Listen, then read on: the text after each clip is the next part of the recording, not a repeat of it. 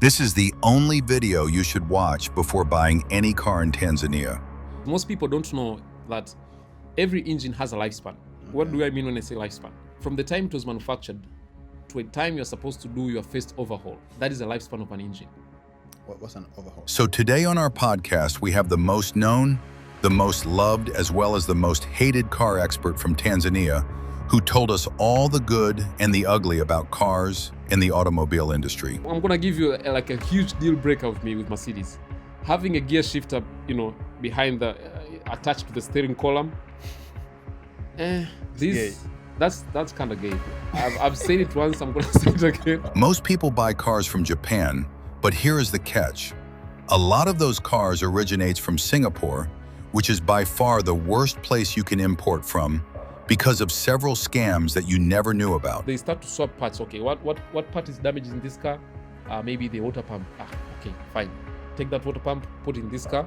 Take the water pump in the good car, put it in the bad car. That's going to Tanzania. Eventually, it's going to go to Tanzania. A lot of first-time car buyers, or even experienced ones, makes mistakes when buying their cars. So we discussed everything you should consider before buying a new car. Specifically in a car, what are the red flags that you look for? So there are a couple of things that you can actually pay attention to. Some of them are quite obvious. You can just spot them with your naked eye. And some of them are a bit hidden until maybe you drive a car. And many more things, such as how he was able to build a car empire from scratch, the worst cars that people buy just because they saw a friend driving, red flags and scams to avoid when importing a new car, and so much more. At the end, we discussed the moment that changed everything and made him quit his high-paying job to focus on his own business. So if you are a working class and thinking to quit your job and start a business, then watch this video until the end, because there is a lot of gems for you. A lot of you watching are not subscribed, so please smash that button, like this video, and let's get down to business. Abel Show, Yeah. welcome to our episode. Thank you so much, bro. I know you, Musa knows you, but the audience might not know you. Oh, yeah. So if you can briefly explain who you are, and we can get it cracking from there. Okay, yeah, sure. So my name is Abel Shoo. I'm the CEO and founder of East Cars Company, and we are an automotive consultancy firm. And we pretty much do a lot of stuff, from advising people, companies, what type of cars they should buy. And also we're doing some work in trying to educate the public on what cars to buy and what cars not to buy. And also we try to help people import various vehicles from other countries, and maybe sometimes even sourcing the vehicles from inside the countries. We do inspections of new cars and second-hand cars that are in Tanzania. And we are also a tech company because we have a mobile platform called Cassandra, and that is preliminarily designed to help the audience get as much information as possible about the cars that they want to buy, so that they can have confidence in before they actually purchase the car. But also trying to give them access to various automotive services. We are launching an updated version of the application very soon, and it will have so many features in the app, from car rental companies. You can rent a car through the app. You can buy a car. You can actually even sell your own car.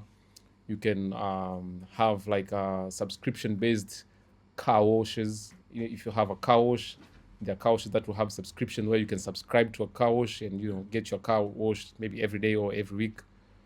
You can also buy lubricants. These are stuff that already been done in the platform already. But also we are trying to integrate.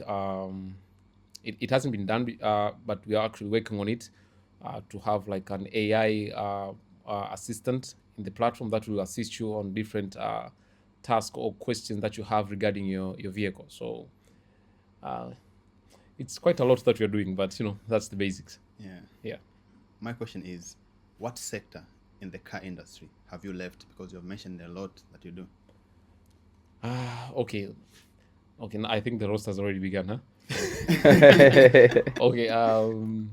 So eventually we're gonna be pretty much in all sectors in the automotive space, because that is actually one of our vision, like to be able to serve or make our platform a one-stop shop for anyone who's looking to have a car. Like from the time you're getting advice to what type of car you want to buy, you can use our platform. We can actually assist you to know the maintenance cost of the car before you actually buy it, so that because the whole plan is to actually give confidence to the people before you buy a certain car. So we can give you the maintenance cost. You can also watch reviews that we've done about cars, video reviews. You can read articles. We can also assist you to link you with some great dealers for spare parts of a particular car that you're trying to buy. So you see, we are actually touching the spare parts. Yeah. We are also in partnership with Molas Lubes, where they actually sell lubricants. So we're actually in the lubes industry. You can see that. Yeah. Lubes. Lubes, yes. Soon we'll have. Okay. Currently, we do have a portal where people can actually sell their own cars. Like if you have your own car and you wanna, dispose it as fast as possible, so you can just post some pictures of it, give them some specs about the car, and you can sell it. You can sell your own car. And this feature was strictly designed to actually. Okay, I'm not so sure if people will like the thing that I'm gonna say next, but you see, there's this challenge that we have in our country of dalalis, these middlemen. Yeah. You have your car, you want to sell it, you call a dalali, like, hey, I have a Toyota Hilux, I can get, maybe I'll take it for 30 million Tanzanian shillings, and the dalali will say, okay, fine. And 3 days later, you see the same dalali that you told, like, hey, I'm selling for 30 million. He's selling the same car for 40 million. Na laki nane. So you're like, whoa, wait. Okay, I understand you have to make some money, but also it's your duty as a dalali to make sure that I sell my car as fast as possible. And if you're selling for 40 million, something that I was okay to sell for 30, you're actually delaying the whole process of me selling the vehicle. So we want to give people an alternative to this dalali that you can actually just sell, put your car, you can sell it at your own price that you like, and maybe you can get a fast customer. So we also, in that space. What else? So these new features that we are launching, they will allow us to get into the car wash industry, I would say, sector. They will allow us to get into the showroom business of selling cars, tow trucks, because you can actually request a tow truck if you have a mechanical issue. It will allow us to get into the workshop, because there are some workshops that have already subscribed to the platform. So if, for example, I'm in Baribichi and I have a Mercedes and I don't know where to go service my car, I can just get into the platform and I'll just look for the best recommended garages, and I'll just, take my car to those garages. So eventually we're going to get everywhere. But So you've basically decided to monopolize the market. If you put it like that, I mean, like, yeah, but also, Walter has this saying that if you have value, people will come. So what we're trying to do with the platform is to make sure that we have as much value as possible on our platform, so that people can keep on coming. Yeah. So if that makes us monopoly, yeah. Why do I feel like you're holding some information, bro? What type of information do you think I'm holding? You didn't talk about race cars. You didn't talk about adventures. Oh, yeah. I mean, like... Oh, we'll talk about that right in the yeah, video. probably. At I the think end. maybe I didn't understand the question properly. Yeah, so if you want to hear about the racing part, if you want to hear about the adventure part on the cars, then watch until the end. We'll discuss that deeply. Yeah. But to go back to what you said, the dalali part, the servicing your car, do you inspect the places, or do you go yourself and see how the place is? Because, for example, there's a lot of places that you can go and your car is not properly fixed, or they fixed it to a place to a point where you bring it back. Oh, yeah. So how do you guys explore this before your clients decide to use your app? So first of all, we do go visit these places before we enroll them on our platform. But the most, I think, the unrestricting part is we've been in the industry for almost like 5 years right now. So we do know a lot of workshops that are quite credible. We do know a lot of mechanics that are quite good.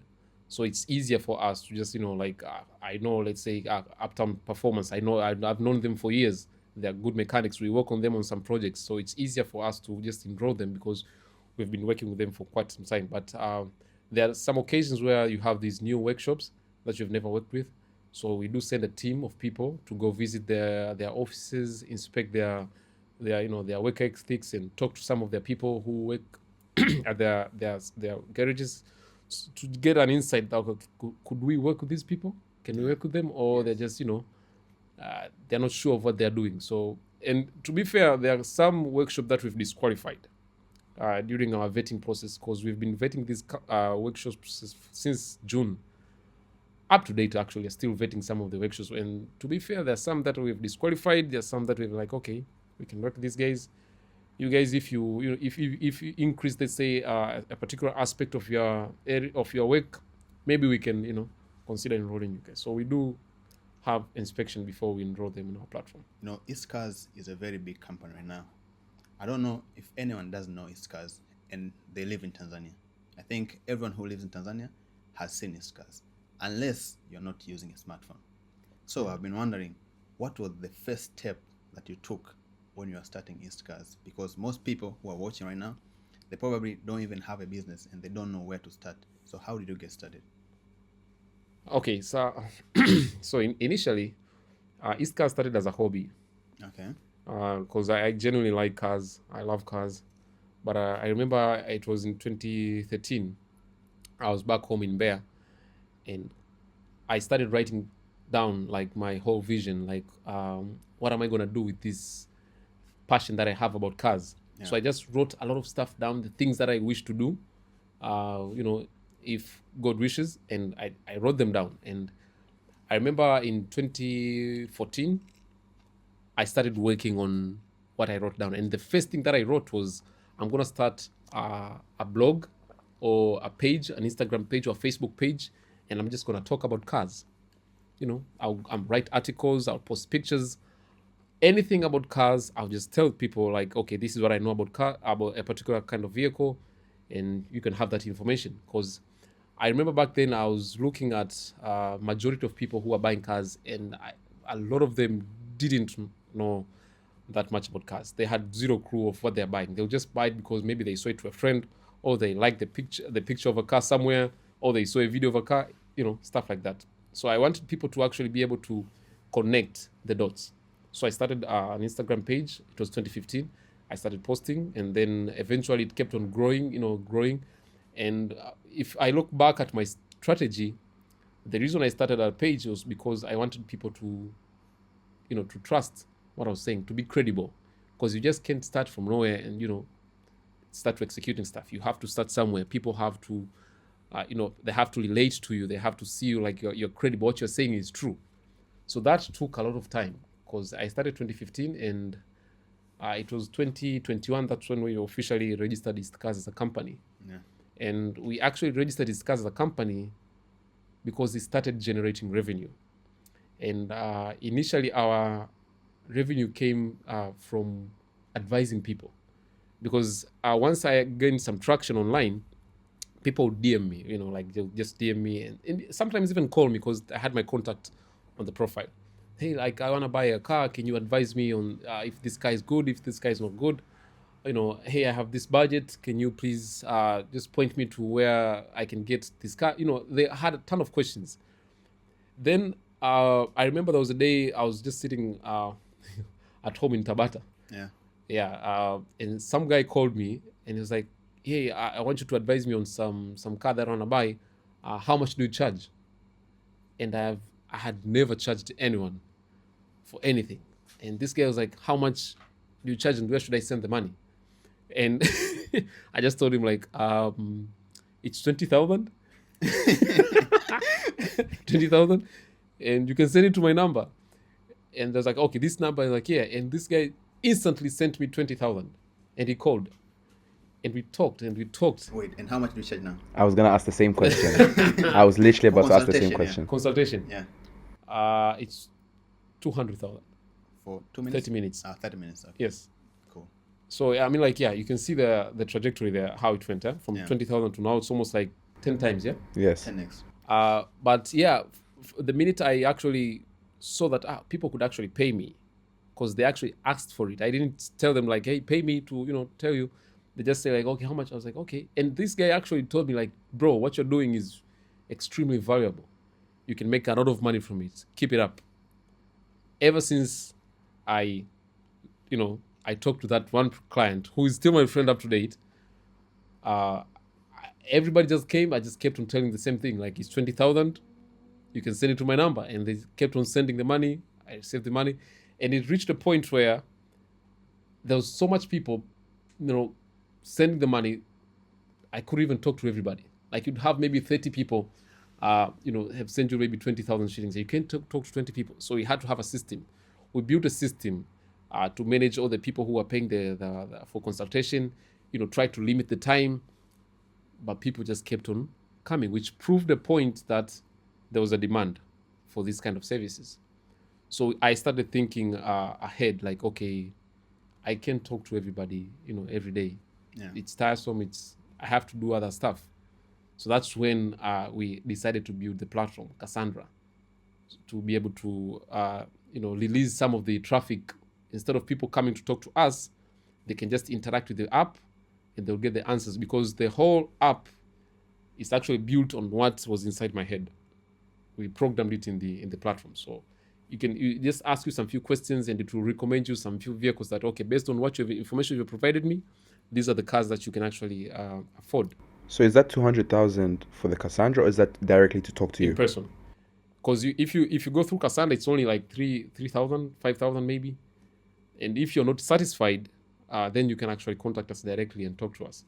But is it now you, or is it delegation to someone else? It's still me, but soon I think we'll have a team of people who. But for now, it's still me, because most of the people, they see my face and they still trust me. Like, okay, if I get information from Abel, yeah, that's the. But eventually, I think they'll talk to maybe Godi or Walter. I think you can classify that as having an entrepreneurial mindset. But in our audience, I'm pretty sure there's a lot of people who have ideas that I believe are very valuable, but can't take the step of becoming an entrepreneur and giving out that value to their people, or to the people that they can take the value from. How did you sit down and make sure that entrepreneurial mindset makes you think ahead? Because if you didn't think ahead, you'd probably still be taking 20,000 and not even having the Cassandra up and whatever is going on right now. So what advice do you have for someone after taking the first step, scaling up? Yeah. So first thing, my first advice to anyone who wants to start a business is write things down. Like your business, your vision of your business. How do you want your business to look like? If it's a shop, how do you want your shop to look like? Draw it down, write it down, plan everything. Like, okay, the first phase, I'm gonna do this. Like, use first principle. I actually tell a lot of people to try to use first principle. It's tricky, but it works. Break things down to its smallest entity. You wanna start. You have a business idea. You have this grand, business plan. Write it down. Like phase 1, I wanna do ABC. Phase 2, I'm gonna do ABC. Phase 3, Phase 4. Just write everything down first. Everything up to its end point. If it's 10 years, you see your vision ends in 10 years, write it down up to 10 years. How do you want to see it? How do you want to do it? Then start to work on it at phase 1, the smallest place. Just, start to work on it. If it's for example, look at us right now, we're talking East Coast is doing so many things. But if you look back, maybe 10 years ago or 11 years ago, to get where we are right now, we had to start somewhere. And the first place that we had to start was like, people need to believe us. People need to see us credible. They have to trust what we are saying. And trust starts from where? Like, we decided to start an Instagram page and post about cars. Like, okay, if we're going to build trust, on this platform called Instagram. And we're going to do it by writing articles about cars people can read every day. That's another aspect that most people are actually, forgetting. That if you're going to do something, you have to be very consistent in doing it. Do it every day. Post articles, write about cars every day. And eventually, it's just like a magic thing. Eventually, people will start to trust what you're saying. And that's where everything starts to work. Because the minute you have one domino effect happening, it's going to happen. It's going to trigger the next one. But the first thing I advise people to do is write everything down, then start to work on it every day from phase 1.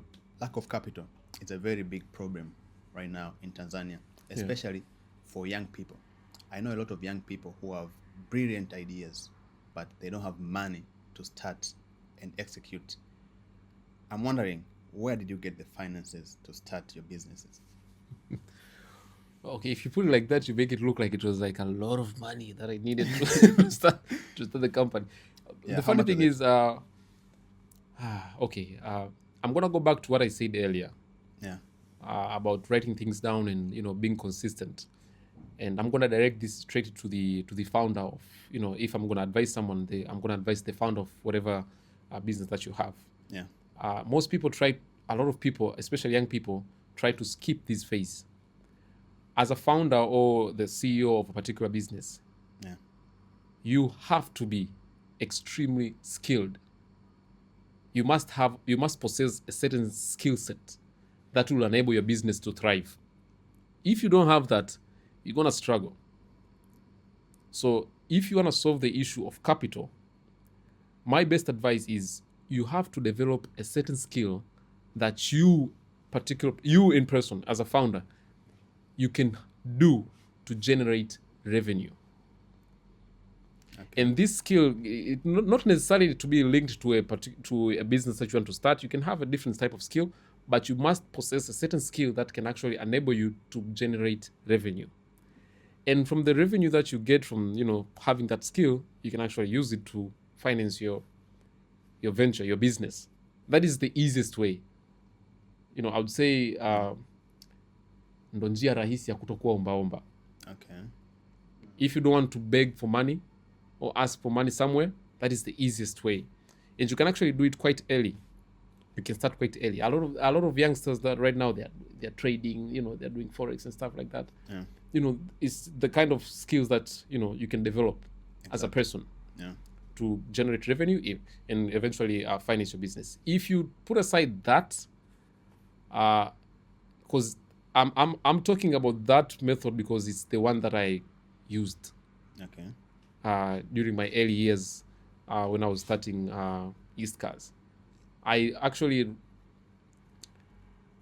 discovered that I have a particular set of skill that could help me generate some income, and I found a place where I could actually use my skills and get money, get paid for that. So I did what I had to do.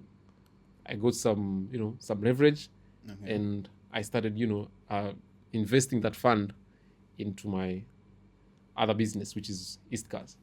So I think that's as far as Consistency is key, but sometimes you get burnt out, emotionally exhausted, mentally exhausted, yeah. even maybe sometimes financially exhausted.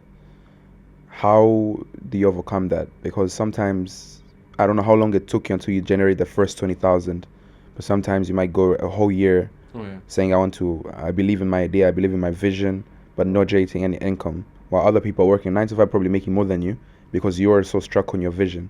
So how did you stay put and overcome the exhaustion? So in my case, it took me almost, I would say, 4 years to make our first revenue, the first 20,000.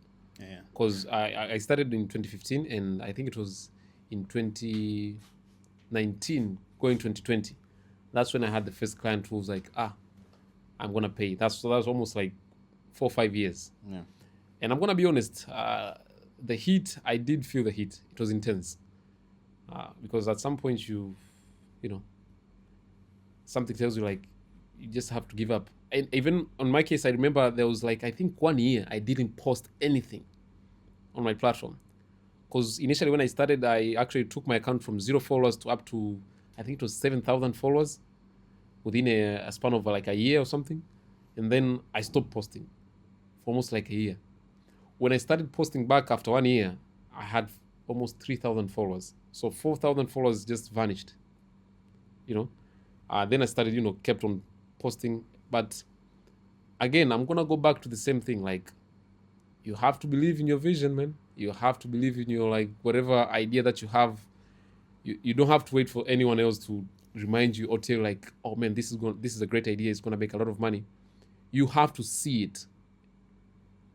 Like, the whole vision. Like, I know one day I'm gonna make some money out of it, or I know one day this thing that I'm building is gonna have so much value, which is gonna make me a lot of money. If you don't have that faith, once the heat starts, to get to you, you'll give up. You're just gonna give up, because who would wanna put up with this stuff? Like, it's not even my thing. I'm not even sure that this is what I wanna do for the rest of my life. But if you're true to yourself, and if you know for a fact that this is what I wanna do for the rest of my life, the heat, once it starts to get to you, you're gonna know for sure, like, oh, I'm doing something right. That's why the heat is gonna get up to me. And you have to find something else to, maybe like what I say, like to have a skill set where you can actually leverage to generate some revenue so that you can finance your venture. Otherwise, you're gonna give up. Talking about the heat, that by itself is a challenge. Oh, yeah. When you're doing a business, right? So I'm wondering, what challenges did you face when you're starting East Cars in the early days? Okay, so the first challenge, which is weird, was having like a really huge number of people that I have to talk to, and they've already paid you, but you can't talk to everybody in like one day. So that was really, really messing with me, because I would have my phone and I would have like 600,000 in my M-Pesa, and I have 30 people to talk to. 30 people, that's a lot. Yeah, because you have to talk to someone maybe, and at that point we didn't have a limit of time. Like, so you talk to someone and people just keep on asking questions. It would drain you, like it literally drain your energy. So that was like a really huge challenge, which forced us to like think outside. Okay, we have to do something about this traffic, which brings me to the second challenge, building Cassandra, the platform. That was quite a challenge, because most people don't know is most people don't know is this app that they're using right now, the Cassandra app that they're using, is the second version of the app. We had the first version that we built, the Cassandra app, and it took us almost, I would say, 6 months to build it, because we're doing everything from scratch ourselves. And the day that we deployed it, it was just horrible. It didn't perform as expected, so we had to scrap it. Yeah. So that also was quite a challenge, as you know, that building these apps, they demand a lot of, money. The servers, sometimes even you have to work some overtime with some friends, and, food, accommodation type of stuff. Those are quite problematic in the early days, I would say. So they are building the Cassandra app was quite a challenge also, the first platform. The second one wasn't that much, because we learned a lot from the first one. So that was the second challenge, I would say. The third challenge is actually the audience themselves. Yeah. I was facing a lot of criticism in the early days, from the posts that I was posting, the articles that I was writing, and even the reviews that I was doing. Because the thing that I was doing, a lot of Tanzanians, like, they were not used to seeing an African, especially speaking Swahili, doing a review, and you telling them like, this is a terrible vehicle to buy, like, this is a horrible vehicle to buy, and they're like, who do you think you are? So I was facing a lot of criticism in the early days, and it was getting to me at some point. I was like, really, at some point I was getting pissed. I would post something, and you go back, you find out like 20 comments, and everybody's just talking shit, like, look at this guy, like, I'll get pissed, like, shit. But eventually I did develop a skin to handle the criticism, and I think up to date I'm still the most hated person in the automotive space in Tanzania, probably, I think. I genuinely don't care. I genuinely don't care. So I think that's the second thing, the second challenge. The third challenge is probably building a team to support the growth that we were facing. Okay. Especially the mechanical part, because we had to have a workshop to be able to understand these cars that we are talking about in details. Otherwise, it will be just these people who do research online and come back on Instagram, or talk about cars, write about cars, and that's just it didn't sit right with me. So there was an urgent need of having a workshop where we can have actual cars come in, and we can actually work on those cars, study them in details, so that we can actually inform people much more accurate with the information they're saying. I think those are the biggest challenges that I think I'll say. Yeah. Maybe if I've forgotten something, maybe it was a challenge then, but over time I understood that it was a challenge because maybe I was ignorant. Yeah. I've seen you face a lot of criticism. Yeah. Mostly in the comment sections. Oh yeah. Some people come, they insult you. Some people come, they say you don't know shit. Yeah. Right. There's this one day you were talking about a Toyota IST. Toyota IST is one of the worst cars to ever exist in Tanzanian market. I actually saw that article somewhere. It was written like that. Yeah. So, is it because of our poverty? Because most Tanzanians like Toyota IST. Yeah. Why is that? Okay, so first thing first, Toyota ST is not the worst car ever made. You don't want to face criticism on our podcast? I don't want to bring the heat on you guys. Say the truth. I'm not sure if you're gonna handle the heat. I think we've had more haters than Oh yeah, definitely. Yeah. Especially speaking English Yes, in Tanzania. exactly. Definitely So- people are gonna hate you. I think at this point we love it. Anyway, okay, so the truth is, Toyota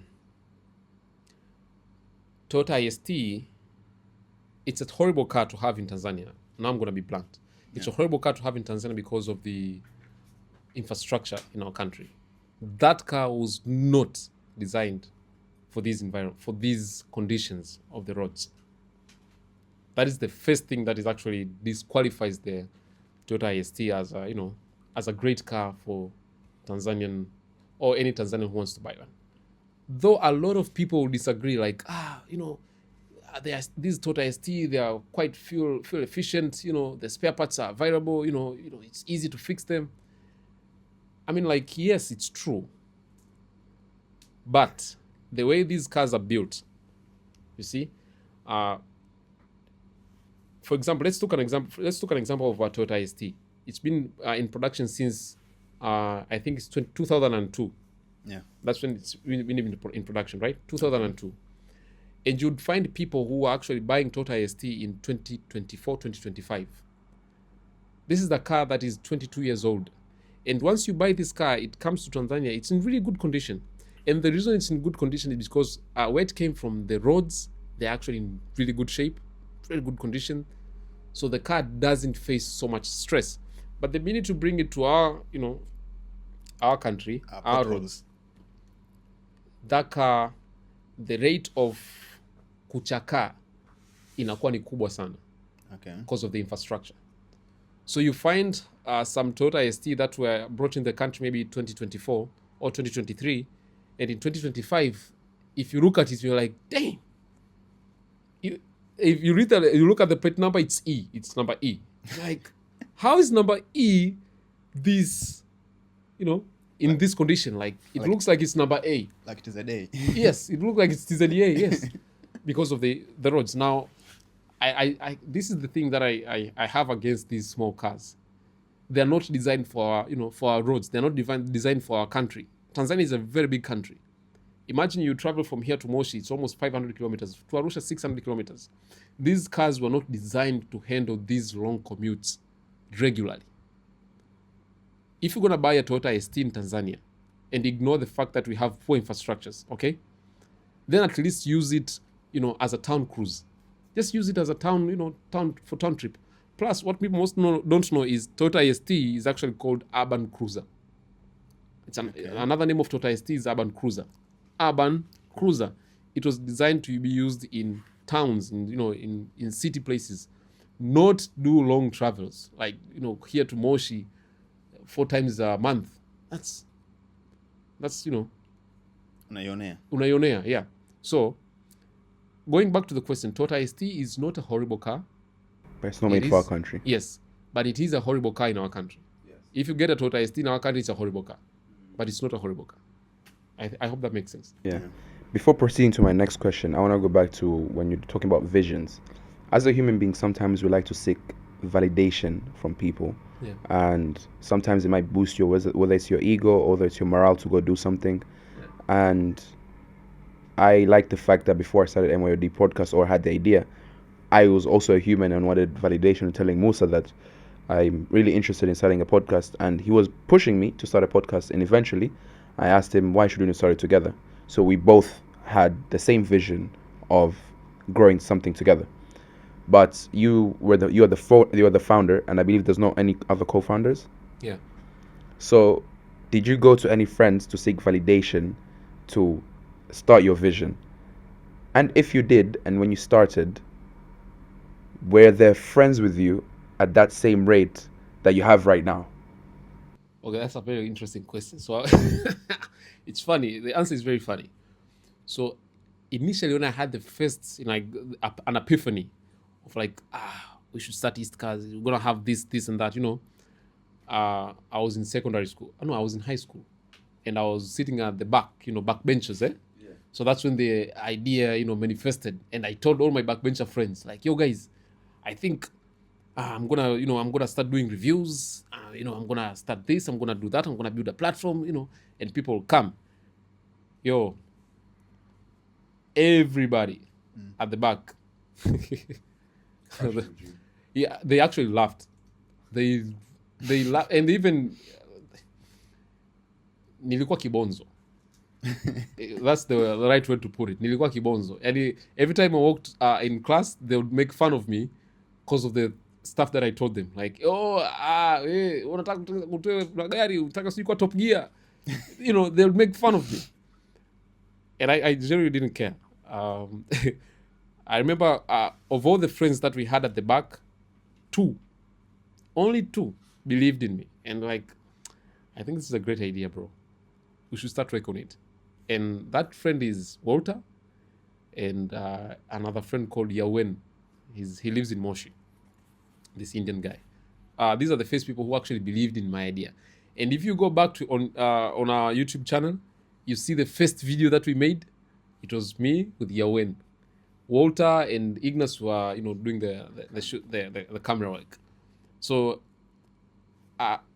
coming back to your question, I told my friends that I want to do this, and they laughed. Few believed me, and the few who believed me, I stuck with them. We built something. I never went to anyone to seek for validation, because most of the times, if I tell people like this is my vision, they would laugh. They genuinely laugh. They still laugh up to date. I do tell some of the people that I meet today, I tell them my vision, my future plans, and they still laugh. So I'm kind of used to it. But answering your question, I've never asked for that, partially because if I know them, if I tell them of what I'm thinking or what I'm planning on doing, they'll see me as jamaa naye unaupiga mwingi.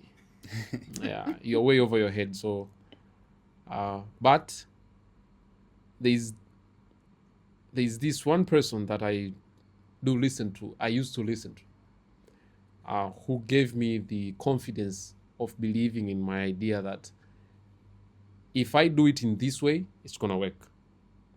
And I don't know if you've heard of him, it's Dr. Miles Monroe, the late Miles Monroe. Yeah, so I do listen to a lot of his teachings and his sermons, and everything that is actually everything that is said about having your dream and building a dream, it works. If you follow that formula, it does come true. So I think that's if you ask me, the only validation that I've sought is God, probably. Going back to the question I wanted to ask is, you source cars for people, or you also recommend cars for people because people pay you to consult for them what cars to buy. Yeah. How do you know what car is best for someone to actually buy and what is not? And have you ever consulted someone to buy a car and ended up not being the car that they needed? That has happened. I have a friend who actually he still complains up to date, but that's a story for another day. So during the consultation process, there are questions that I ask a client, and I usually tell them, like, you have to be very honest with the answers that you give me, because if you lie, automatically you mislead me, and I'm gonna recommend something that is actually not appropriate. Which is the same case that happened to a friend of mine that he complains that Abel, this car that you recommended was a horrible car. It's because you lied. Yeah. In our session. You didn't tell me the truth. Yeah? So once you answer those questions honestly, like I'm going to ask you, for example, is this your first car? It's a yes or no. Yes, it's my first car. No, it's it's not my first car. That is a very crucial question. Because, for example, you can't recommend someone to buy, let's say, maybe an Audi SQ5 as their first car. You just can't. Even if that person has the budget to buy that car, or has the, I would say, recurring income to maintain that car, I cannot recommend you to buy that car. Why? Because at first, it's a performance car, and this is your first car. That's a high-performing car. It's a very fast car that demands control and, discipline to drive it. You've never even driven a car before. You're going to learn your way how to drive a car in this car. It won't take you a month. You're going to hit something. You're going to crash into probably another car. It happens. And it has happened before. So I'm speaking from experience. So I'm going to ask you, is this your first car, or it's not your first car? I'm going to ask you about your monthly income. How much money are you willing to spend on a car every month without breaking your wallet? And you have to be very honest. Yeah? So once you answer all those questions, like, okay, maybe you have a family, where do you live? Do you live in suburbs, or do you live in Changanyikeni huko? Or do you live maybe outside the city in off-road? Those kind of questions. Once you answer honestly those kind of questions, automatically in my mind, I do, I would say, like, filter particular set of vehicles, because in my head, it's like a database of 1,000 cars. So I'll just, every time you tell me something, I'll just, okay, remove this car, put this out. And eventually we'll end up maybe with 3 cars, maybe, or 4. And I'll just tell you, like, okay, these 4, these are the great picks. You can have them. And then maybe go talk to your spouse or your wife. Yeah. And these are the cars that you should start look for online. And if they interest you, maybe you can come back and I can help you maybe source it. But those are the approach that I use. I do ask some really personal questions, and you have to be very honest with me answering those questions. And from there, I'll just point you to the exact car that will be suitable for you. Yeah. And what are the top cars that you always recommend to Tanzanians to buy them? Like, based on our roads, how they are, based on our income, our environmental conditions. Most of them, I would say, is Japanese.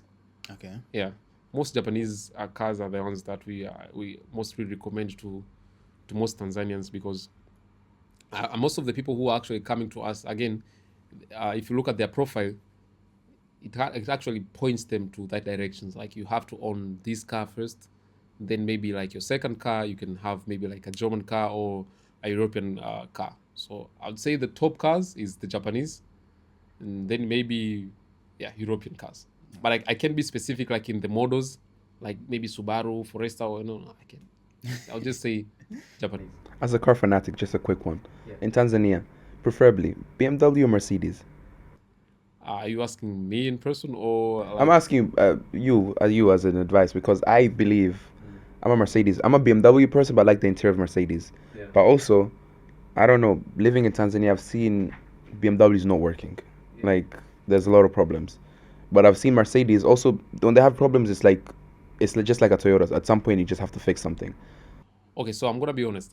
I'm at a point where I look at a car as a tool. Yeah, I don't look at a car as a luxury. I look at a car as a tool. Like, if I'm gonna get a car, it's for a certain purpose. Based on that analogy, if you ask me between a Mercedes and a BMW, I'm gonna go with the Mercedes. Because you have one? Not because I have one. Okay, the one that I have, I generally don't like. It has grown out of me, and which I'm getting to that point. Okay. The reason I'm gonna go with the Mercedes is because they are actually reliable. Way reliable than BMWs. Forgive me, guys, but that's the truth. Why? But Why? the problem with Mercedes is their design. Recently, Mercedes have some really whack designs with their cars, and it's just it's not growing on me. But I feel like the interior is always the best. Still, for example, I'm gonna give you like a huge deal breaker with me with Mercedes, having a gear shifter, behind the attached to the steering column. gay. That's kind of gay, bro. I've said it once. I'm gonna say it again. I have something to say. It's a funny story, and Yeah. I'm glad that this person has sold his car. But if that worked, I'm pretty sure it would have been in a very big car accident. So there was a time we were traveling from Dodoma to Dar es Salaam with my co-host here, and it was my turn driving, and I was driving, and I was overtaking, I remember, and I had a Toyota at the time, so I was driving, and as I was indicating, I put reverse, and I was going 120, I don't know, 140. He was sleeping, so I remember I put reverse, and I was like, oh my god. If that had worked, I'm pretty sure the gearbox would have just would have left the snapped. car. Yeah. And there are some cases they did fix. There was a generation of Mercedes that if you put it on reverse, It doesn't work. it doesn't work. Yeah. But the early generations of those early pedal shifters had that fault that if you put it on like reverse or something, it would engage. Yes, it would engage. And I think Mercedes realized that was like a huge mistake. So they recalled a lot of the early transmissions and they had it sorted out. So it's not an issue anymore. But yeah, as you said, it's quite risky and it's also a bit gay because yeah, I mean, like, as a man, it's a rule that when you're driving a car, your hand is on the steering wheel and your second hand is on a shifter. Yeah. You can't have two hands on the steering all the time. And once you start to change, like, what is this? What is this? What is this? I don't know. You know what is this, yeah? I don't want to say it on camera. But you do know, right? Yeah, I don't know. So okay, that to me is a really huge deal breaker with Mercedes, yeah. But I do prefer BMWs. They have like some really cool looks. Yeah? The aesthetics of a BMW, they're spot on. Their interior, they're also quite interesting. But I would go with the Mercedes apparently because I'm grown. I'm grown right now. I want something that is functional. Something that if I start in the morning, turn it on, it will start with no check engine light or anything. What's the worst car that you have seen Tanzanians buy and like? Apart from my ST. Yeah, apart from ST. Nissan Juke. Okay. Seeing people buy Nissan Juke is a great reminder that people are different. We have different taste. Yeah. Yeah. But I genuinely don't like the Nissan Juke. I think it's a horrible car. And it has been very consistent in its, ability to stay ugly. For years, Nissan have never changed the design of the Juke. And they keep on making it, by the way. They're still making the Juke up to date. And it's just a horrible car to look at. It's a horrible car to drive. It has a shitty transmission, the CVT. Yeah. Probably, I would recommend if one has to buy like a Nissan Juke, you should probably get a Nismo version. But again, it's a limited edition, so they're quite rare. But everything else about the Juke is just, crying for help. And what is your favorite car that you have seen on the road that you haven't yet driven, but you have admired in our country? Okay. That's a good one. That's a good one, huh? I think the favorite that I've seen that I haven't driven yet. I think it's a Ferrari 458. I love that car, man. Yeah, his friend has it. Your friend is living my dream, bro. Yeah, that's Ferrari 458. That's a good car. I've seen it on the road. It's good. Yeah, it's sexy, bro. Yeah. Yeah. Aston Martin. Like the whole range of Aston Martin from, DB9, DB11, Vantage, Vanquish. They're all fabulous cars, by the way. If you just look at them, they're fabulous. So I really wish to drive that also. The last car I would say probably a Porsche 911. Okay. Yeah, any 911 I would say. But to be precise, if I ever drive like a Turbo S, I was gonna drive a Turbo S last time I went to Dubai, but we had some some delays. But I was gonna drive a Turbo S. It was in my like to-do list. Those three. Fair enough. I mean, pretty sure one day we're gonna see a review, or we might see that he has bought all of those 3 cars. You actually drove a 911 last week. How was it? Tell us, bro. How was it? It's Don't say no. You showed me the video, the pictures. it's a good experience. I believe I love cars, but not as much as you. And I believe in experiences. And the best place that I do get most of my experiences in Dubai. I happen to drive a Urus, happen to drive the G-Wagon, happen to drive the new Range Rover, and What's the favorite? they say find money. What's the favorite among those? Yeah. My dream car or car I'd love to have as a daily is a G-Wagon. I drove the Urus. It's a wow car, but I still feel like a G-Wagon it just stands out. Yeah. But I don't like the new versions. As you said, the new versions are not really not like the 2022, 2023. Those They're not ones. masculine. Yes, They've lost this it's sense like of now they're masculinity. making it more feminine. Yeah. So Yeah. I'm like, okay, maybe I have to reconsider my dream car. But the Urus was wow. You know, when you're first driving, you're like, okay. But also, you have to understand cars, and I understand when you're talking about a performing car.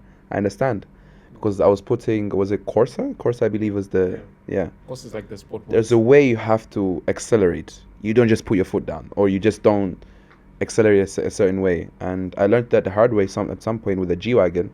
I remember I was in Dubai and I was like, I'm the guy. I remember I put Sport Plus, I was driving. There was a way that I accelerated, and all of a sudden there was an engine light. So I was like, okay, either I'm getting scammed by the renter, or I did something wrong. But yeah, my favorite car is the G-Wagon. My favorite car is LC79. 79 series. Yeah, maybe I'm very old school. No, you're not old school. You're just weird. I just feel like with that car, Yeah. I can go anywhere. Here in Tanzania. It is specifically. true. Maybe I'm not a car fanatic. I don't even know what If I want to LC79 go is. somewhere and actually come back, that's Mhm. the only car that I'll choose. The 79 series actually. What car is that? It's the Land Cruiser double cabin. The Land Cruiser. Double Oh, that is his dream car. He always talks about it. Before it was actually the LX, like the hardtop Yeah. version. Now he has shifted. Now he wants the pickup with the V8 engine. Eh? He used to have it as a wallpaper. Wallpaper, yes. Yeah. That wallpaper stayed for like 2 years, man. Same wallpaper of the white one, But the 79 is a really good car. Yeah, it's especially in our country, you can't get anything better than that. Do you think them making it automatic is now making it more feminine? We as car enthusiasts might look at it like it's they're trying to make it more soft, but when you're looking at it from a Toyota point of view, is them executing something that a lot of people have been asking for quite some time. Yeah. Because a lot of people love those cars, but they're not capable of buying them because they all come with manual transmission. So I'm pretty sure Toyota, they're selling bunch of them right now that are with the automatic transmission, and so long as they're selling them, they're not gonna stop making the automatic. So we might as well just get used to it. We're gonna call it as much as we wanna say like it's feminine. It's not gay, but it's say it's a bit feminine. But we have to get used to it. But if they shift shifter from here to here, yeah, that's just a whole new level of gay. Yeah. When you were starting East Cars, what were the earliest mistakes that you made that made you? Okay, first of all, trusting the wrong people. Okay. Yeah. I trusted a lot of wrong people in my early days, and that costed my reputation as a brand. I did lose some clients because I trusted the wrong people. So I mean, like now I'm way more cautious. I'm way more skeptical to who I trust, to who I decide to work with. Okay. Yeah. Probably I think That's the biggest one, because that mistake actually it implies in different fields. Yeah. It's either in workshop, like in mechanics. You know, I've made mistakes in like when sourcing cars, trusting the wrong people. That has costed me. Yeah. Yeah, I've made some mistakes in hiring. Okay. You know, like I maybe hire like an accountant. Costed me. So yeah, I mean, like, yeah, you know, I've had my fair share of lesson learned. Yeah. And what are the biggest operational challenges right now that you're facing that people don't see? They just see the East cars is booming. Is everything good? Regulations, no, regulations. So apparently, a lot of stuff that Cassandra is doing wasn't really regulated. Like there was no place where I would go and say like, hey guys, we're doing this, and you know, what's the way forward? I'll go to TCRI because that's the, you know, the obvious ones. Like I would go to TCRI, tell them like, hey guys, we have this platform, we are doing A, B, C, D, and Q. What type of license should I, you know, acquire to move forward? And they'll just, you know, like keep, what's the word, ghosting you. If you even talk to the top ranking officers and they'll say like, we'll call you, and they never call you. You send them an email, no replies. But then later on, they're gonna come knock on your door and say, yeah, oh yeah, oh you bet. Yeah.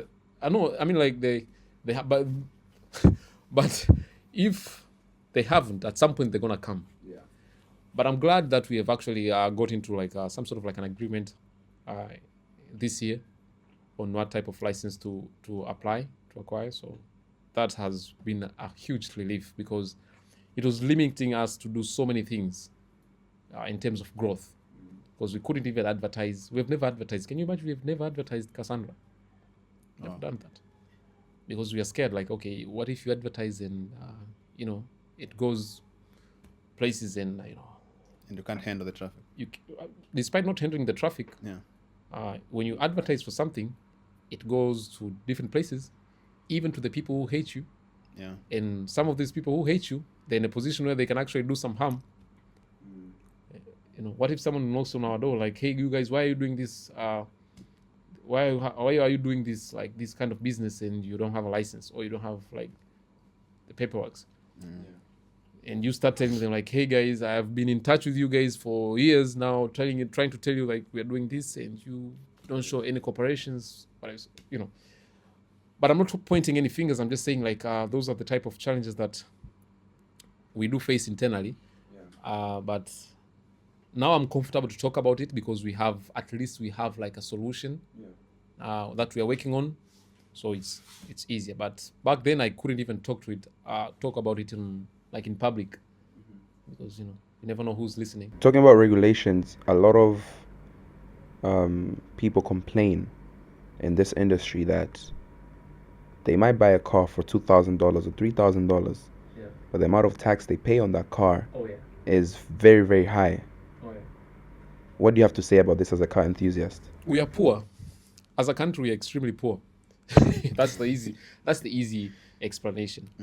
Otherwise, it's just a matter of government policies to be changed, and everybody will have like for example, let's say there are countries that they have these import taxes that are extremely low, and that's because those countries have other areas where they can actually, you know, collect those taxes instead of collecting them from vehicles. But in our country, what's the I'm scared to say something that might actually get me in trouble, but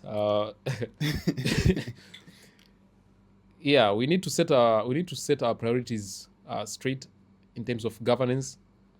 In the car industry. In the car industry, there are so many places that we can actually tax these people, so that and get so much money as a government, from the automotive industry. From the automotive industry. For example, I once actually gave this idea that we can have people who pay to use the Mondokasi highway in town.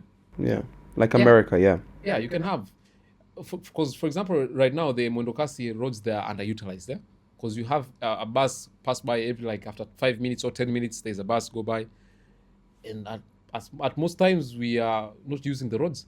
So why can't we have people pay like a monthly subscription, and we can have cameras maybe at a certain entrance where they will just scan like the ETC cards, Yeah. and you just get into a highway, and and for starters, we can have these highway, I would say, tariffs, or highway tax extremely high, because you don't want them to be heavily congested again. So we can have these taxes to be very high, the subscription to be very high, and you can make a lot of money from it. I agree. Yeah, you see? And you can lower the taxes so that you allow more cars to come in. And more cars, once they come in, you can also have more cars use this highway. Yeah. And that's just a start. But there's so many things you can do as a government to actually collect revenue from the car I've seen that in America, because in America, like in Houston, there's a lot of cars. So people pay, let's say it's even like maybe $6 a month to use the tollway, which is a faster way for you to get somewhere. It's the same road, but it's just that there's barriers, and people who are there are stuck in traffic. You can just keep going. So that is a good suggestion. For example, even in Nairobi, they have this Nairobi Expressway. Okay. It's the same thing. So we don't have these, like, for example, the Mondokasi Highway is not that big. It's small, but we can still utilize it.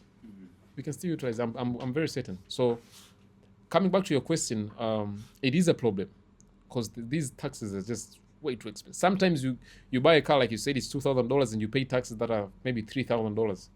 And you ask yourself, like, how did we get to $3,000? You look at the calculator, it doesn't make even sense. It doesn't make sense.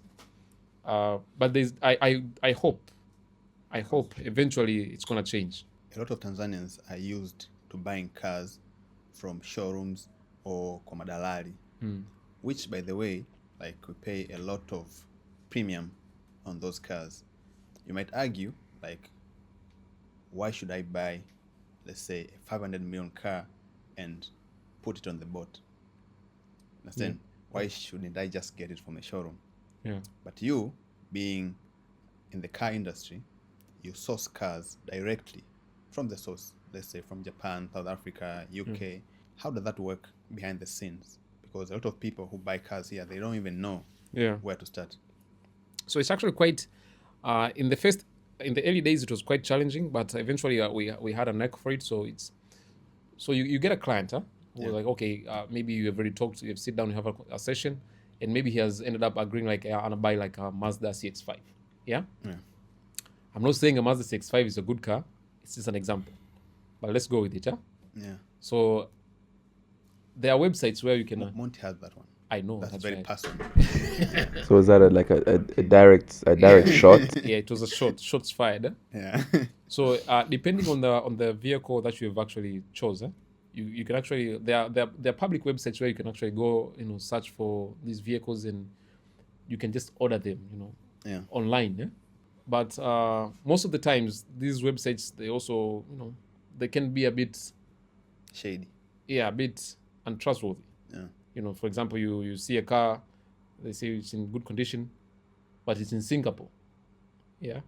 But they don't tell you that maybe the cars in Singapore, they have this reputation or that kind of reputation.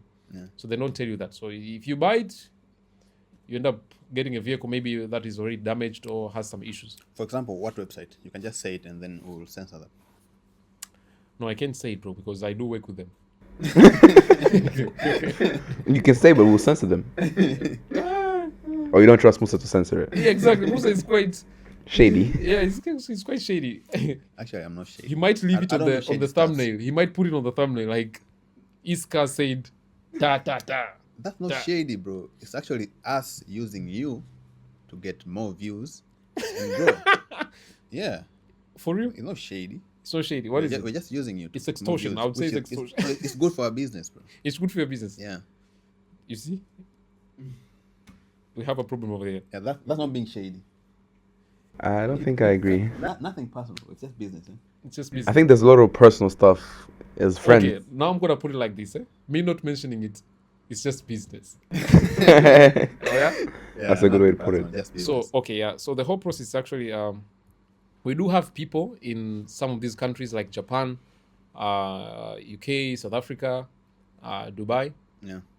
that we work with, and we trust them. So if we don't find these cars online, or maybe a particular spec that we want, we can't get it online, we ask for our friends who are in those countries to source for us from dealerships or showrooms that are in those countries. Okay. So once they source them, they send us the pictures of the cars, inspect the cars themselves in that particular area. We show it to our clients, like, okay, do you see the cars? Do you like it? I like it. I like that. I don't like this. Maybe we look for another car. And once all the ticks are checked, the boxes are checked, we have that car sent to the authorities for inspections. And once the inspection is done, we start looking for the ship line where, they can actually export the car to Tanzania. Yeah. And from there, it's actually pretty basic. Most Tanzanians buy very bad cars without even knowing it. For example, my brother bought a Mercedes from Singapore, Yeah. but he actually ordered it from a website that's a Japanese website, Yeah. and he ended up losing a lot of money Yeah. on that car. So you, as East Cars, because you are in that business of bringing cars here to Tanzania, what systems do you have in place to ensure that your clients don't lose money on bad cars? For example, as I mentioned, my brother lost a lot of money by buying Yeah. a shitty car from Singapore. Yeah. Yeah. It is a shitty car, for real. Yeah, I know. So, okay, like I said, we do have a lot of services that we offer to our clients. Yeah. From consultation, we also offer scouting services where you can actually hire us to look for those cars or a car that you like online. Yeah. And we have a team of people who actually do that. You as a client, you can also do your own scout. But once you have let's say spotted a vehicle online, you can send us that link, and we'll inspect the vehicle online, like, be able to identify the location of the car, because most of the times some of the website, they don't tell what the location of the car is. Other websites, they do tell you the location of the car, but sometimes you, as a client, is just ignorant. You don't know that maybe all cars from this area, they have problems. They do tend to have problems because of the certain policies that are set in that country. Yeah. Most people don't know that. So we do have a team of people who can do scout online to help you get the car that you want. But also, if you have your own car that you've already picked online, you can send it to us. Yeah. And you can just look at the vehicle, the spec and everything, and we'll just tell you exactly if this car is ideal for you or not. So that's the system that we have. But why are cars from Singapore so bad? Because I've never seen anyone who bought a car from Singapore and had success with it. Remember Harvey's car, right? Yeah, I remember Harvey's car. It actually burnt. So Singapore, first of all, you have to understand, Singapore is a very small country. Okay. And it's extremely rich. The citizens are very wealthy. Yeah. But what most people don't know is Singapore is one of the countries that is heavily taxed. The people are heavily taxed on the vehicles that they have. Okay. It's really difficult to own a car in Singapore. You have to be very, very rich. Yeah. Not only rich, but also you'll be able to have to. Once you have the money, now you have to go through the bureaucracy of getting the license to drive the car. Yeah. Did you know that in Singapore there is a license to drive a car during daytime and during nighttime? Nah, I was 2 years old. Yeah, so you can see how much the country is strictly on limiting the number of cars that are in their country. Okay. So having that as the center of the automotive, say, space in Singapore, Yeah. they do have some crazy policies. Like, for example, if you want to export a car in Singapore, Yeah. there is no inspection. Wow. As a country, they don't inspect that car. Okay. And the reason they don't inspect that car is because they want to get rid of as much vehicle as possible inside their country, because their country is very small. Yeah. So if you have inspection now, and if you find the car, it has issues, that car won't be allowed to be exported. It's going to stay inside the country. If it's going to stay inside the country, it's going to pile up. It's going to be a problem now, because the country is very small. So they want to get rid of as much vehicle as possible in their country. That's why they don't have inspection. And they will never have inspection in Singapore. That's pie. Yeah. Okay? But just not having inspection doesn't guarantee that, doesn't mean that their cars are horrible. Yeah. Okay? What makes Singapore cars extremely risky is because we have dealers from Pakistan, Vietnam, who are actually in Singapore with in the business of selling cars. Okay. And what they do is they might have a car that is in really good condition. Yeah. That they've got it from a person, okay? Someone just was trying to dispose his car, they buy it. It's in good condition. And they might have a car from someone who had an accident Okay. with a car. Because again, if you get an accident in Singapore, Yeah. keeping that car in that condition is quite expensive. Okay. So most people, once a car is it has been involved in an accident, they try to get rid of it as fast as possible, selling it at a really low price. So these dealers, they also buy those damaged cars, okay? Yeah. So they try to swap parts because they have a good car and they have a bad car. Yeah. So they start to swap parts. Okay, what part is damaged in this car? Maybe the water pump. Okay, fine. Take that water pump, put in this car. Take the water pump in the good car, put it in the bad car. That's going to Tanzania. Eventually, it's going to go to Tanzania. So they do a lot of part swap. That's why in the end, you end up getting a car that you saw the pictures, it was in good condition, it was starting up, it was, all that, bells and whistles. Yeah. And you're like, oh, I like this car. You buy it. Because there's no inspection, there's no one who spots the flaws of that car. A lot of parts in this car have been swapped. Okay. Because there's no one to inspect the vehicle. Yeah. So once the car arrives in Tanzania, you get to you take your car from the yard or from the dealer or whoever brought it to you. You drive it maybe a few weeks or a few months. Then some parts start to break or some stuff start to act up. That's when you're like, oh, what's wrong with this car? You take it to a mechanic. You took your car to a mechanic because it had maybe like a check engine light. Yeah. You plug in like a scanner and voila, 15 faults.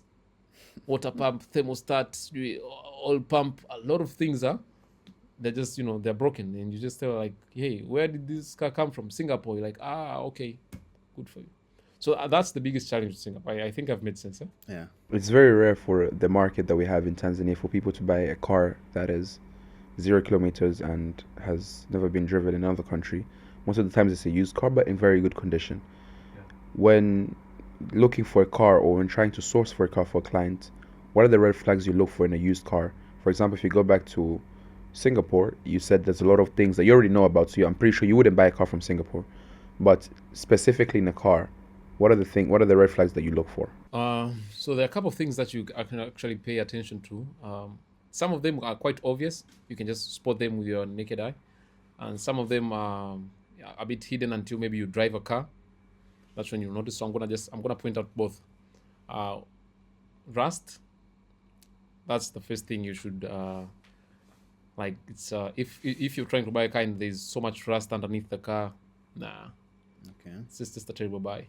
And if it gets to a point where you actually see the rust around the body frames, the body panels, there's rust, just walk away from that car. Because most of the times, what most people don't know is once you see a certain spot on a car that has rust, it's visible rust. Yeah. Underneath, that rust is already taken a really chunk place of that body panel. Okay. So rust is actually really, I'd say, the biggest red flag. The second thing I would say is look at the interior of the car, like the door panels, the seats, the roof. They do tell a lot about the car. The center console. They do tell a lot about how the car has been, used over the years. You can even spot if the car they have tempered with the mileage by just looking at the interior. You would know. You find like maybe say a car that has 50,000 kilometers and the leather that is on the handbrake, is a bit shady. It's torn. You're like, oh, 50,000 kilometers and the leather is already torn. Like, how are you lifting the handbrake? Like the Hulk. Yeah, so that's quite obvious. When it comes to driving the car, maybe you have to be cautious with the way. If it's an automatic, you have to be cautious with the way the car shifts its gears. If there's any jerking during the shifting, not a good sign. Also look at how the RPM of the car, how the car idles. That there is when you're looking at the cluster, there is this gauge where it shows the speedometer, and there's a gauge where it shows the RPM. It's written 1, 2, 3, 4. Once you start the car, maybe like a cold start, the RPM should be like maybe somewhere between 1,000 to 1,200 RPM. I think people might not know. Maybe you should say 1 and 2. Yeah, 1 and 2. Yeah. No, 2, not so much. 1.2 or 1.5. I would say 1.2, 1.5 RPM, right? Yeah. And then after like a few seconds, the RPM should drop to somewhere between maybe 900, below 1, just below 1. But if it goes way beyond 700 to 500, something is not right. If it remains to 1.2, 1.5 for a long time, something is not right with the transmission. So that's also a red flag. Another red flag. Some people say the tires, but I think the tires could mislead you. They can mislead you. If you look at the tires, they can mislead you. Yeah. I think the ones that I've said, those are the biggest. Have you ever been scammed? Oh yeah, I have. I have been scammed. Not just once, a couple of times. And yeah, it's not a good feeling, man. Well, as a car enthusiast, how did you get scammed? This is a good story, man. I'm sure. So okay, there's a client who actually wanted me to help him source the car, yeah. And I went online and I found the car, the one that he asked me to get. Look at the price, and I sent him the details and everything, and he was like, okay, yeah, sure, let's buy this car. I like it. How much? I asked the supplier for the invoice, and he sent me the invoice, and I sent him the invoice. Yeah, so like, oh yeah, man, like this is the amount. Just pay for the car. The client actually did make the payments straight to Japan, to the supplier, for the vehicle. Yeah? He didn't pay through our account. He sent the money straight to Japan. Then, as we were waiting for the car to be inspected, it passed the inspection. We got the certificate for export, and I was given the green light. The car that is already in the waters. They say the car is in the water. Yeah. It's coming. So me, I'm updating my clients like, yo, man, your car has already left Japan. Is en route to TZ. Yeah. And my client's like, yeah, thank you so much. I appreciate. And then, out of nowhere, my clients calls me and say, Abel, go to your WhatsApp. I've sent you something. And I'm like, okay, cool. I'm getting my WhatsApp. He has sent me a screenshot of his car being sold somewhere else for a very cheap price. Cheaper than the price that we've actually paid for. And I'm confused, like, wait, what? This doesn't make sense. And I was driving, I was like, yo, what the Okay, I'm not sure if I'm allowed to say that, but okay, you're gonna beep that, yeah? I was like, yo, what is going on? I stopped, I parked the car, and I'm looking at it. I'm like, is this the same car? It was the same car. Now I had to call him like, yo, man, I don't understand what's going on. This is your car. Now the client is saying, like, yes, it's my car. It's being sold somewhere else, and it's very cheap. Now the client thinks that maybe I'm the one who played him, like I scammed him or something. But I was confused, like, wait, this doesn't make sense. So I asked him, like, where did you see this, like the platform where you saw this car being sold? He told me the platform. I went to that platform, I found the car. It's still, like, on sale. This doesn't make sense. So I had to contact the supplier, like, yo, what is going on? Like, I bought a car from you, and you already sent me all the documents that the car is in the water, and my client has found this picture on another website of his car being sold at a cheaper price. Yeah.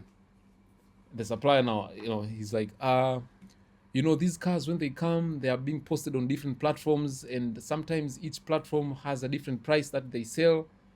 And maybe, this platform didn't delete the post, that after we've sold the vehicle, they blah blah blah blah. I mean, like, okay, some of the conversation did make sense, but some of the stuff didn't make sense, and it felt like I was being scammed. So he eventually got his car, He did get his car. but he paid way more. He paid way more. Did you have to pay him back?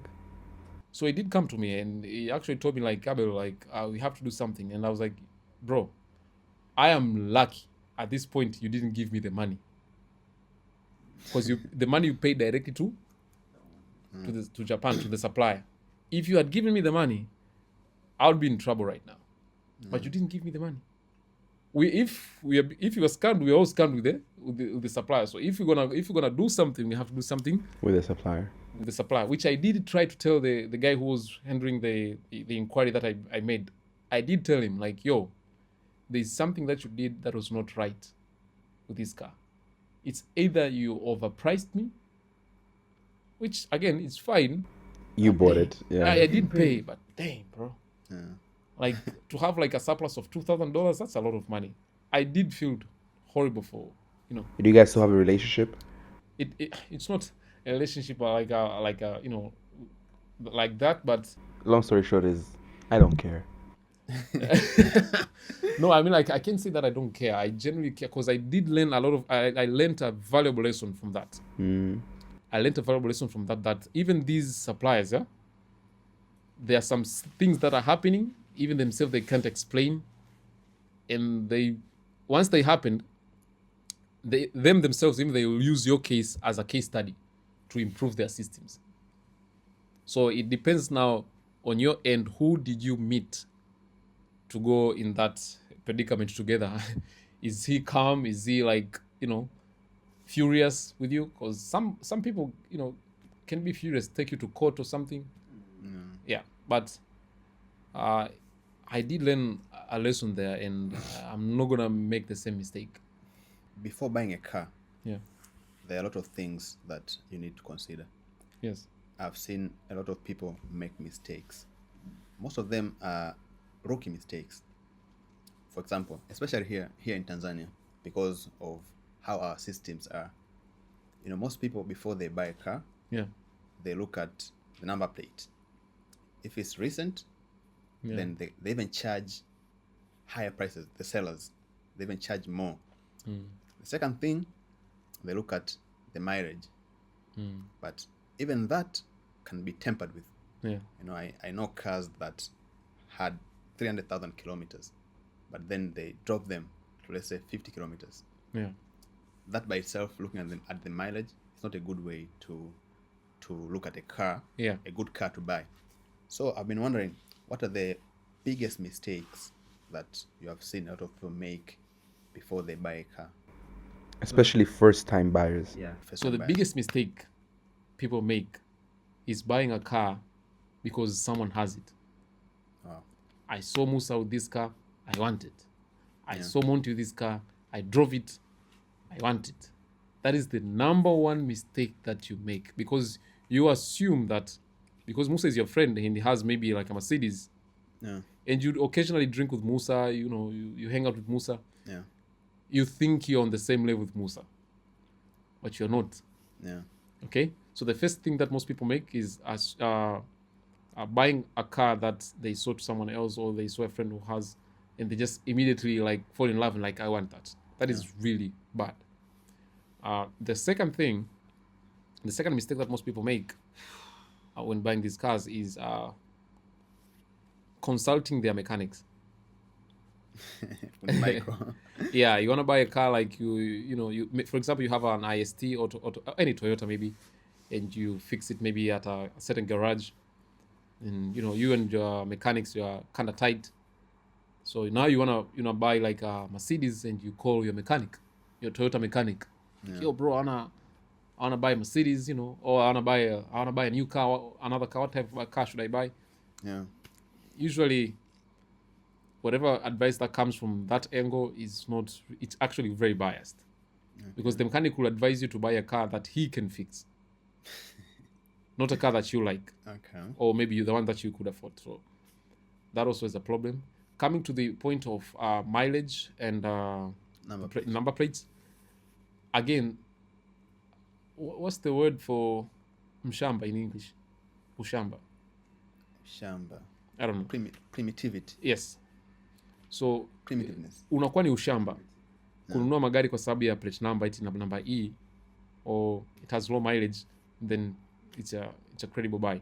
Yeah. Because most people don't know that every engine has a lifespan. Every engine has a lifespan. Okay. What do I mean when I say lifespan? From the time it was manufactured to a time you're supposed to do your first overhaul, that is the lifespan of an engine. What's an overhaul? Overhaul is rebuilding your whole engine, like from like taking out the piston rings, putting new ones. Okay. Like you open up your engines and change some of the internals that are inside the engines. Okay. Like piston rings, main bearings, cones, valves, stuff that they can break. So you pretty much put almost like, I would say, 60% of all the internal parts of the engine that changed to new ones. Okay. That's an overhaul. So most engines, they do have a lifespan set by every manufacturer. For example, the most Toyota IST, their lifespan is 250,000 kilometers. Okay. So you can drive an IST up to 2,050 kilometers without any major issues if you're following all the proper services intervals. Yeah. You should drive it up to 250 kilometers with no issues. But you'd find most people, they don't follow these, maintenance schedules. So that's why you end up having a car with 100,000 kilometers or 150,000 kilometers that is in really horrible shape. But if you know what you're buying, you can find a really good car with a very high mileage. Yeah. But it will still be a good buy. And it has number C. Like a number plate it's number C. It will still be in a good condition compared to a car it has number E registration, maybe a lower mileage. So you looking at those two parameters, like plate number and mileage, to determine the value of the vehicle, it's a very unprofessional way of looking at things, or especially cars. Okay. Because, for example, I'll give you an example. You buy a Land Cruiser right now, yeah? You go online, try to buy a Land Cruiser 80 series or maybe 100 series, yeah? Yeah. To get that model that has less than 100,000 kilometers, you'd scour the internet, my friend, and you won't find it. All of them have 300,000, 250,000 kilometers, And if you're ignorant, you look at those cars, you say like, these are too much, man. These kilometers is way high. Yeah. And you'd forget that engine has a lifespan of 600,000 kilometers. So getting an engine with 200,000 kilometers, it's still new, very new. Yeah. So people need to understand those variables. Going back to East Cars, what was the turning point where you realized that now East Cars is becoming a proper brand? I'm gonna tell you the day that I quit my other job that I had. I told you that I was working somewhere where I was putting my skill to use so that I can earn something. Yeah. So I'll tell you the day that I decided to quit doing what I was doing and going all in on East Cars. I had a client who sent me 130 million into my account, and we've never met. Okay. Just a random person from Ifunda. Okay. Iringa. Called me. He's like, hey, I want to buy a car. It's this and that. There's a showroom that has it. You go check it out. If you like it, you approve it. I'm sending you the money. You buy it. Yeah. And I'm like, who does that? So that was like, okay. Then that was the day that I knew, like, I've created something. And the most important part was trust. I've actually managed to build trust. Something that was actually in my mind since day one that I started my page. That we have to do this to be credible so people can trust us. And we have to be trustworthy. So that day I was like, yo, we're done here. There's no going back. So I started looking for an office. I started looking for like a team of people that I can work with, and from there. You just mentioned about team. How do you manage your team and culture so that they stick with the vision as well, or they align with the vision? So first of all, we have a very tight I would say a small team. Because our company right now has almost full-time employees. It's 15 people who are full-time. And the things that I look the most in my team is the passion for cars. I mean, like, I've never told them, like, in any interview, like, like, do you like cars? Even an accountant as well? Oh yeah, especially an accountant. Especially an accountant, you have to be like a car nerd. You have to have a certain vibe with cars, not necessarily know them like inside out, but you have to have this wow feeling that you get when you see a certain type of car. For example, I'll tell you, like, our customer care team, Yeah. Manka, for example. Yeah. Manka is not a car person, like car person that much, but Manka has an insane passion with big tires. Again, you see, it's very strange. She's obsessed. Just tires. Yes, she's obsessed with tires. Just tires. Just tires. You'd come with a car, like a really fancy car, and you have like some small tires, and like, you're like, just like, it's not my thing. Yeah. But you come with a car, like a normal car with some, fancy tires, like, nice rims, and she'll be all over the car. I mean, like, yeah, man, like this is the whip, this is the car, and we'll all look at her like, man, she's crazy. I think she should buy a tractor. She should. Yeah. But you see, so She'll fall in love with it. so there's that element of Being a car enthusiast as Yes. well, in a way. yeah, every person has, in his own way, every person has it in our office. So I do look for that also. But the second thing I also look for is, I usually try my level best to tell my team what my vision is and how I want to achieve it. I usually remind them every day, like, guys, this is where we're going, this is how we're supposed to get there. And once they get that, they see that, automatically everybody will just come in line. Like, for example, they would see me, like, do like shoot a video.